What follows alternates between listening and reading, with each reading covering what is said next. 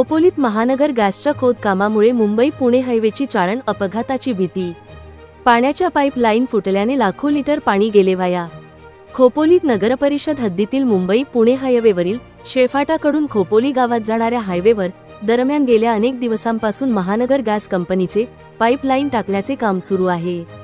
मात्र या कामादरम्यान आवश्यक ती काळजी न घेतली गेल्याने या रस्ते मार्गाची मोठी दुरवस्था झाली असल्याचे पाहण्यास मिळत आहे. प्रत्येक काही फुटांवर रस्ता खोदण्यात आल्यामुळे हायवेवर अपघाताचा मोठा धोका निर्माण झाला असून प्रवाशांमध्ये तीव्र संताप व्यक्त होत आहे. काही दिवसापूर्वी बेजबाबदार खोद कामाचा मोठा फटका खोपोली नगरपरिषदेच्या पाणीपुरवठा यंत्रणेला बसला आहे. खोदकाम करताना मुख्य पाण्याच्या पाईपलाईन अनेक ठिकाणी फुटल्या आहेत. यामुळे अंदाजे शेकडो ते हजारो लिटर पिण्याचे पाणी रस्त्यावरून वाहून वाया गेले होते.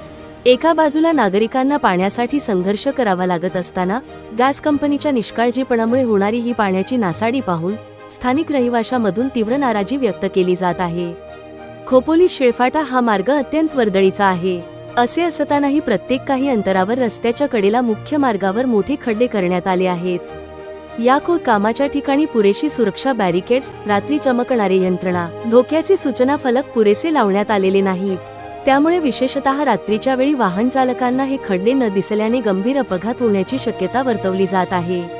महानगर गॅस कंपनीने केवळ आपले काम न पाहता सार्वजनिक मालमत्तेचे नुकसान टाळावे. खोदकाम करताना स्थानिक नगरपरिषदेच्या अभियंत्यांशी समन्वय ठेवावा, जेणेकरून पाण्याच्या लाईन्स सुरक्षित राहतील. तसेच अपघात टाळण्यासाठी तात्काळ सर्व ठिकाणी मजबूत बॅरिकेड्स आणि अन्य सुरक्षेचे उपाय योजावेत, अशी आग्रही मागणी खोपोलीतील प्रवासी आणि नागरिकांकडून केली जात आहे.